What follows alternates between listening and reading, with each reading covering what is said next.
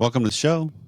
I'm Dr. Corey Allen, alongside my wife, Pam. Always good to be here. And let's get right ahead of this as we're starting, because 12 and a half years in, doing the episodes, it's inevitable we're going to hit this episode number, 666. Gross. Which we've had many conversations over. Do we just skip this one? Do we do something different with it? Because, it's associated with darkness and evil. And so instead, let's just talk about the darkness and evil that happens in people today. Let's do. So that's where we're heading. So let's just go ahead and make everybody settle in. It's going to be a little dark, but it's coming from goodness and kindness, because that's the way we all can then become, because we're all capable of both sides of this equation. So that's just a little tease about where we're heading today. And but if you're new to the show and you want to find out what else goes on here, rather than when we do the dark shows, I guess you could say, you want to go check out our starter packs. These are episodes organized by topic and popularity even. You can find, it just gets you a taste of everything that we do here. So you go to smr.fm/starter. And also, if you're new to the show or you've been around a while, we want to hear from you. You help frame the conversations. You help discuss what we're going to discuss by giving us your feedback. We've got a couple of voicemails that have come in recently over episodes 663 and 664, where we tackled pornography and some of the reactions. And we were kind of almost setting up this show with those episodes. If I think about it, it wasn't intended, but some of the way we went when we're talking about how our reactions can be cruel, it sets up where we're going to be heading a little bit today. But we want to hear from you. 214-702-9565 or feedback@sexymarriageradio.com is how you can email us your thoughts and your ideas or topics or criticisms. We like it all. But also, we're in the season of trying to launch with our registration window for the getaway is going on. And so June 13th through the 15th this summer in the DFW area, registration is going on now. smr.fm/getaway is where you can register your spot to save so you can come get away with your spouse, because it truly is a getaway. Yeah, getaway, a lot of fun. The facilities is a pretty area. If you like to hang in the pool, I mean, lots of times we got a group of people hanging at the pool, enjoying that time, even in the evening. But yeah, there's lots to explore around there too. And we've got a few things that we're trying to make happen this time. Yoga will be available in the mornings if you want to take advantage of that, taught by a yoga instructor. So there's just a lot of cool additional value adds that we throw in. Plus, we wrap it up with a dance. And how often do we go dance with our spouse? Some couples are like every weekend, but most of us, like you and I, not very much. So some might be scared off by that. There's no pressure. It's also a social hangout. There'll be some things that you can do just kind of hanging out with other people. Yeah. So there's no pressure. It's a chance just to relax and be with your spouse, as well as a bunch of other fantastic couples. So come join us. The registration cost goes up April 15th. So save your spot now. There's payment plans available, but we hope to see you in June.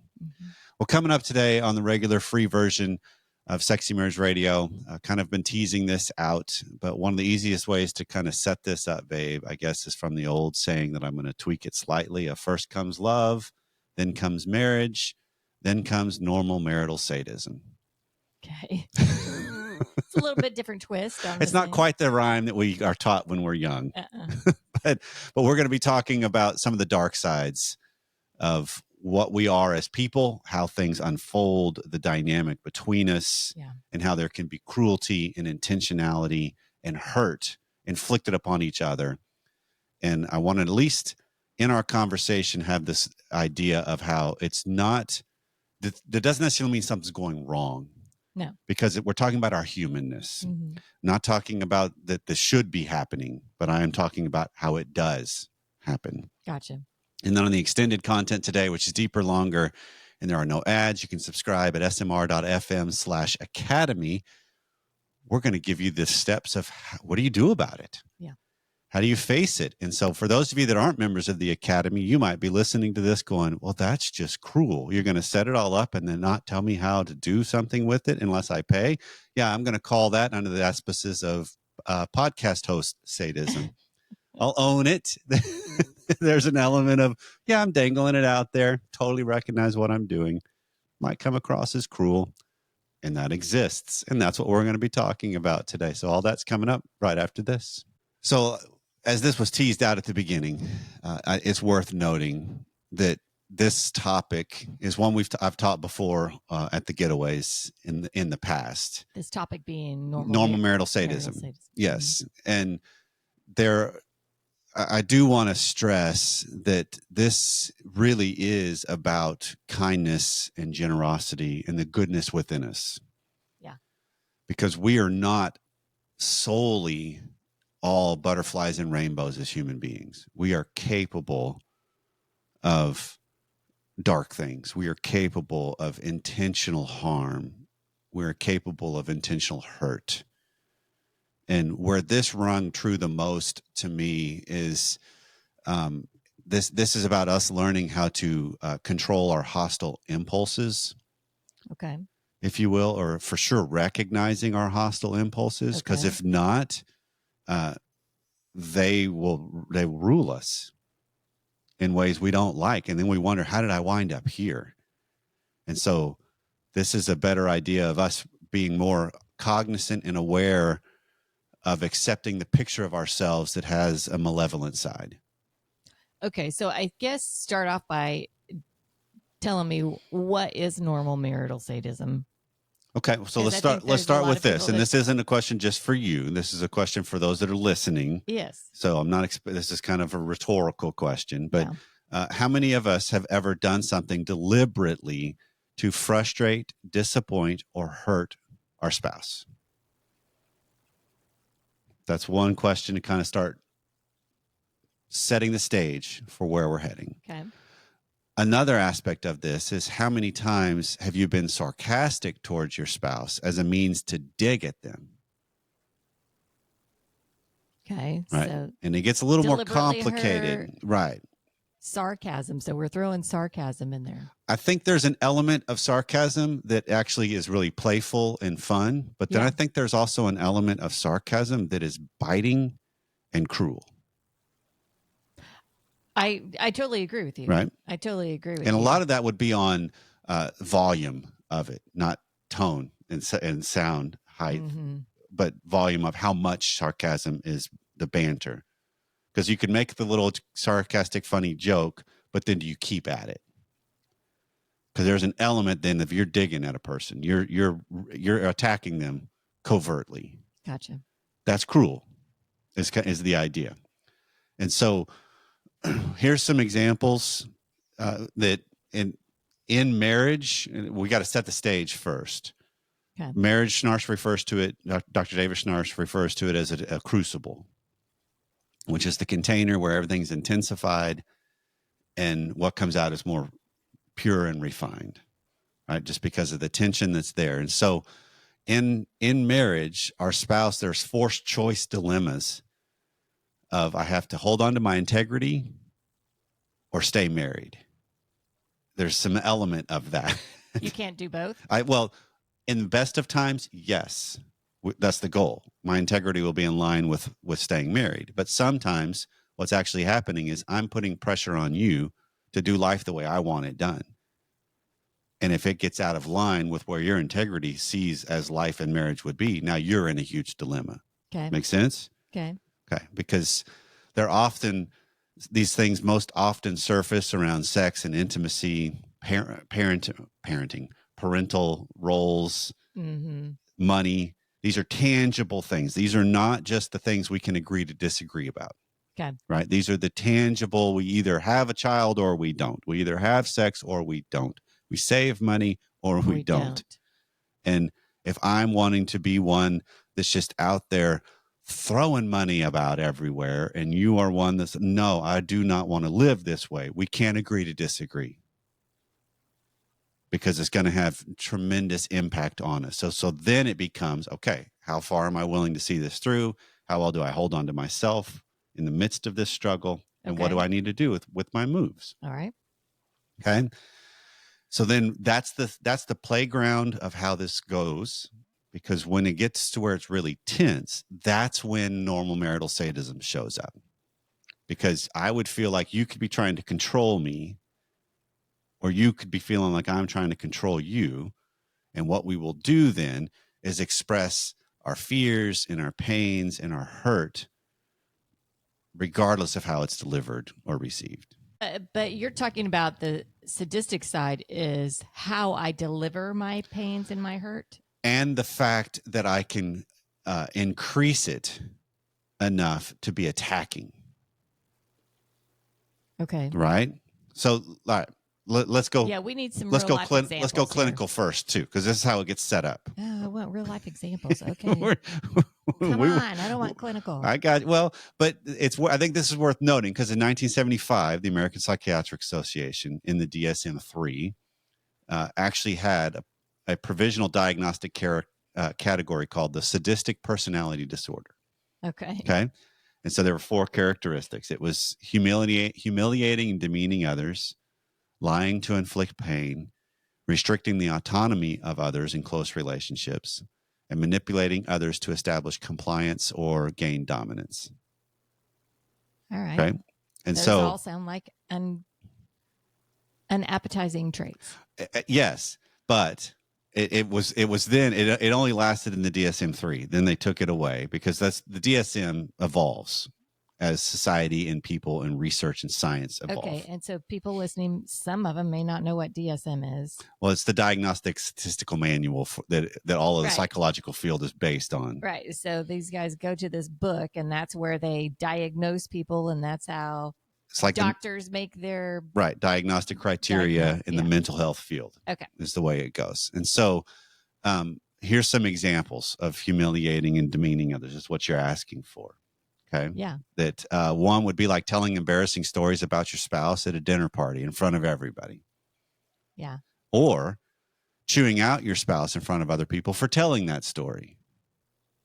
So it could go both ways. Absolutely, it could be getting at each other in this same scenario. Yep. Okay. Lying to inflict pain could be withholding messages, like your sister calls and I don't like your sister, hypothetically speaking, because I do like your sister. Yeah. And I've refused to give those messages, and I withhold those from you. Okay. And then when it blows up, you're hurt, you're frustrated, you're mad, but I intentionally withheld that. Or I deny things. This is the most common one, is an affair or pornography usage or hiding money. And you get the sense, no, I'm not. And I'm lying, knowing it's going to inflict pain. And a lot of people will say, yeah, but it's not conscious about it. It doesn't matter if it's conscious or not. This is about recognizing a dynamic that's at play in us to avoid things. All right. Okay. So if I'm spending money, well, put it on the sexual realm. If I'm into pornography and I'm not telling you about this, but I'm getting a sense something's going on. You're getting a sense, and you ask me about it, and I lie about it. By definition, I'm sadistic. That is normal marital sadism. Yes, there's a sadistic side to this, because you're doing it knowing full well it's going to cause pain. Whether you get off on that pain or not is a different characteristic in category, because it does get to that point with people. Okay, so we've got levels here of I'm not doing it on purpose to cause pain. I just understand that it will cause pain. Okay, but it can get higher. This is where you start getting into the world of gaslighting and some of the other aspects, which all fall into the same category as Schnarch would define it, because it's the idea of, well, I didn't tell you I was hiding these things because I knew it would hurt you. So I'm being benevolent by not telling you. Well, you could tell yourself that. I'm painting that picture. But it's not benevolency that we're talking about here. You're blaming them for not disclosing a truth. Okay. Here's one let's go a little more common, right? You ask me to pick up something on the way home. Mm-hmm. During the day. Hey, we need milk and we need bread and we need the stuff that you like to put in your coffee. Because this is one, I know it's important to you I know you like this. And so it's there's a value here, right? Yeah. And so I'm driving home. It's been a long day. And I'm like, I'm not stopping. I'm tired. But I had told you I would. And so I come home and you're like, hey, did you pick up the stuff for the coffee? No, I forgot. But I actually consciously made the choice. I'm not going to. But I play it off as I forgot. Tell me how that's not cruel. It's a whole different thing of, you know what, honey? You get it yourself. At least I don't care about the stuff that you like. I want you to get it yourself. It's on you. That's at least more honest. In the tone that you just provided it, the get it yourself sounds more cruel to me than the I forgot. Well, fair. Because it's a flat out, I don't care what you want. But at least it's an honest cruelty. Because this is the difference. I think if we are honestly cruel about it, you take away the sadistic side of it. It's just a different tension and cruelty within us. Wow, we're getting into weird dynamic here. So by definition, is sadistic supposed to be under? By definition, sadistic means I get off on inflicting pain. Okay. And so this is one where it may not get off on the fact that I'm going to leave you stranded with what it is you're wanting for your coffee. I'm just whipped and maybe you made me mad today or something and I don't want to stop for you. That's a different honesty that limits a little bit of the sadism. Yes. Yeah. Pam, you were at home all day. Rather than we play these different games and then play and feign unawareness. Oh, no, I totally forgot. And this is about what's really going on. And so as you're listening to this, those in the nation that are hearing this, be very, very mindful. This is not about trying to point this out in your spouse. This is about what's going on in you. Absolutely. Schnarch uses this phrase that I love all the time of in marriage, we have to come to grips with the fact that we are living with an emotional terrorist. And then there's our spouse to deal with too. Right. Because this is the whole framework we're talking about here.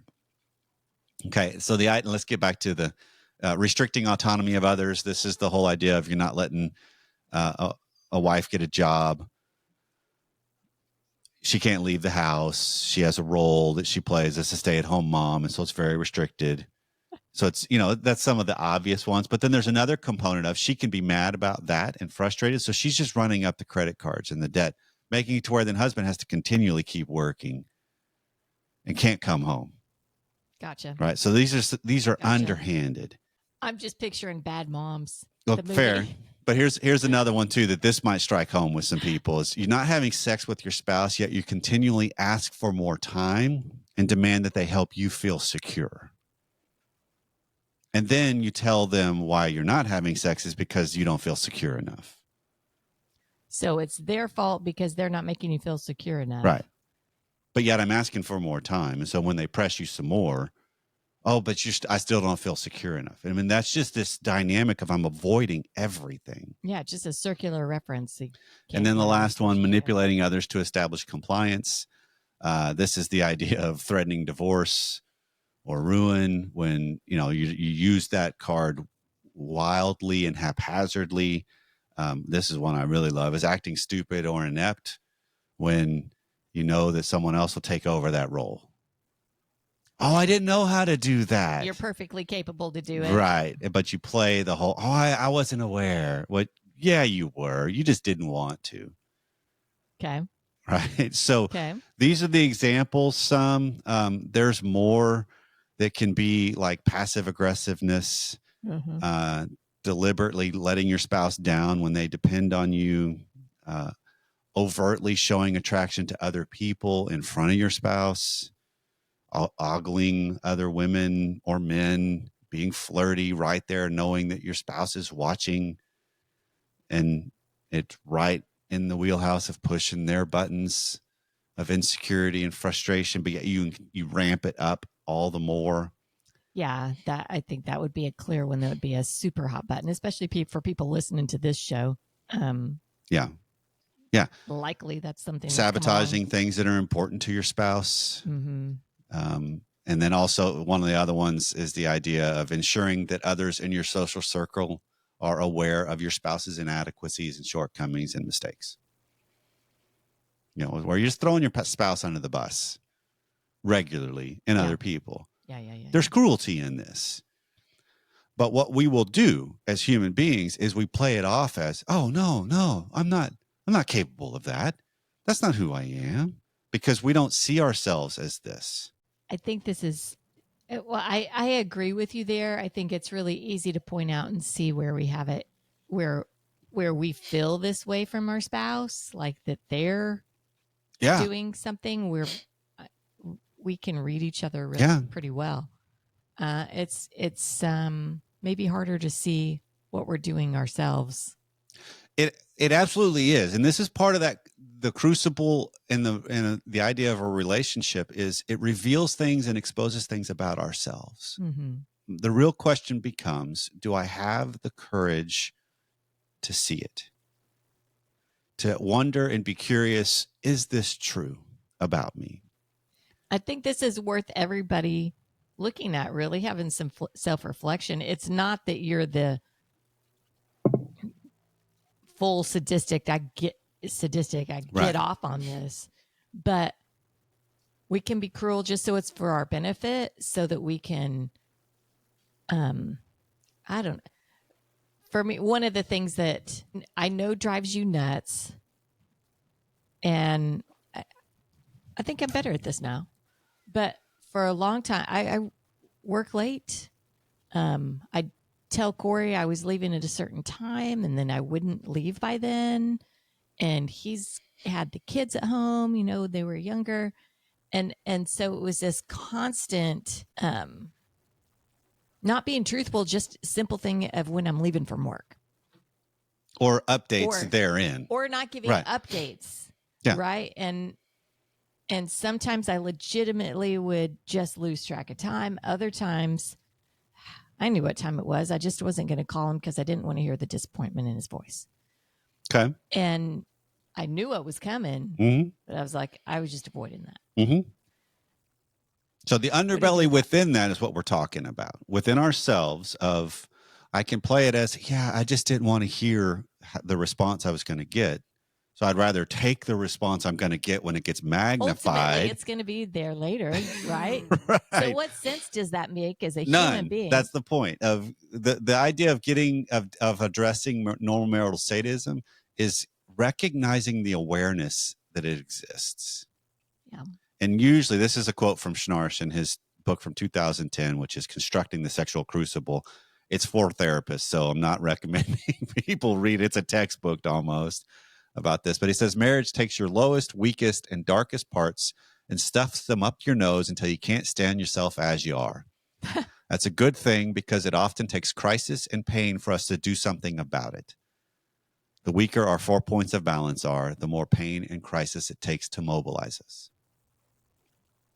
And so if you're in a relationship, which every relationship is going to have struggle, but if you have chronic crisis and pain, normal marital sadism is likely existing even more.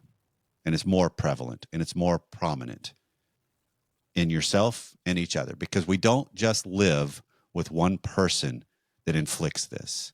We do it too. And part of it is you have to recognize my capability of it. I always thought of myself as a lot more full of goodness than I really am. And it took going to a training with Dr. Schnarch for clinicians. It was a 3-day, 2-day workshop. And I was asked to role play a session. Okay. Where he would just show the crucible model. Yeah. And so I role played the husband of another therapist there. And we were given a case, and my frustration was there wasn't enough sex happening. And I was willing to leave, but I would spend all this time at a karate dojo because I was getting really into that. And so I had this dilemma. So she could hold over my head. Well, you're never around. And I could hold over her head. Well, when I am around, you're never around and interested, on and on it goes, which is just such a normal marital thing. Right. Well, it's hard to stay in role with a really good therapist without it also creeping into your stuff. And so this was a 2-hour session. That was a role play that turned into a session. It freaked me out after it all went down because he kept harping on the fact that I was mean. And how are you mean? Well, because of the way I was positioning myself that I thought was in character. And first off, I hate role-playing things. I'm right there with I you. really hate it. I couldn't even do I'm it horrible with at it, I think. kid. Right. I'm horrible at it, I think, too. But as it kind of kept coming at me, and I'm like, my anxiety is just climbing and climbing and climbing through this role play. And it's not just because I'm sitting there with all these therapists watching therapy happen, because it's not like they're focusing on me. They're watching Dr. Schnarch. Right. Right. So I come home that night and I'm off. I'm just whacked out in a lot of ways emotionally. I can't sleep at all. Okay. And finally, about 4 o'clock in the morning, I finally get to sleep. And what it was is I finally came to grips with, I am mean. I just don't ever think of it that way. But it totally is cruel. It totally is mean. All right. And that settled me down a little bit, enough to get some sleep. And so then I found him the next morning at breakfast. And I'm like, hey, Dr. Schnarch, I got to tell you something. And we're just talking. I'm like, you kept coming after me about a mean streak. And I tried to play it off and spent a whole inordinate amount of energy, I think, looking back at it, trying to say it was that dude, not me.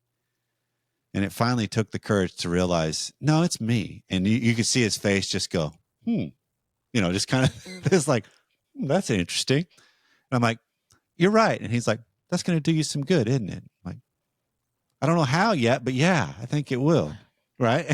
And then he just went off on his way. But it's just that it takes those kinds of things to recognize, absolutely, we have these things in us that are cruel, that are manipulative, that are evil, even because we're human. Yeah. One, we're self-serving as people. I mean, if you go biblically speaking, we're called to be selfless and to serve others, which is right against our human character in a lot of ways, because it's not natural to think of others greater than ourselves. It's a hard thing because we are human beings that we look out for ourselves. We look out for number one. That's just a human nature thing. Yeah. Is it human nature? I guess so. It's survival, right? I think it's because it's built on free will. It's built on the fact that, no, I choose and I will look out for me. You look throughout all of human civilization and every family therein, anybody that's been held down eventually rises up because they're looking out for themselves. And it's a necessity. I don't think that's a bad thing. No, I don't think that's because when I have a self, now I can truly serve. Now I can truly sacrifice. Now I can truly be selfless because there is a self to be less of. That's where I think Christians, we've got this weird dynamic of, well, I'm called to be servant. Well, sometimes I think that gets interpreted as doormat. No, we're not called to be doormats. No. But we are called to give of ourselves. Right. And so the way this plays out is these are some of the things that are like the phrases of normal marital sadism can show up also in the, well, you don't appreciate me. Okay. How does it show up in that realm? It's also the idea, this is all I've got. You expect too much because I'm actually avoiding. Wait, are you saying that it's sadistic from the person who's saying you don't appreciate me or from the other person who's not appreciating them? Both sides. Okay. Because this is too fused of, I need more validation from you to feel appreciated rather than what's my own worth that I'm bringing to the party. How do I stand up for myself in these instances? And rather than you don't appreciate me, can be, it feels like what I'm offering up isn't appreciated. Because now there's an existence of me. Because normal marital sadism wreaks the most havoc when there is too much emotional fusion. We're Siamese twins. Okay. If you're down, I better feel down too. You feel like you should feel down or you do feel down? I do. Like I feel like I should. It's almost an implied expectation. I can't. Because otherwise it's happy cruel. if you're not. Right. And so this is that idea of realizing what happens most often when normal marital sadism exists is you're not entitled to be your own person. Therefore, the dynamic means you should be exactly what I want you to be. And you're like, wait, no, I have my own wants and desires too. Okay, let's go this way. That got way deep. And let me go back to a different way then. Topic. And then we'll switch to the what do we do about it? Okay. One of the things that comes to play when I think of normal marital sadism in my life towards you is the whole phenomenon of butt slapping. Okay. Okay. Because I like slapping your butt. Yes. And for a lot of our marriage, you would tell me, stop. I don't like that. But yet, I would keep doing it. Yeah. Okay. So. And it pissed me off. Well, yeah, but yeah. I kept doing it. Yeah. I like you actually touched me. If I had a firm butt, I would like you slapping my butt.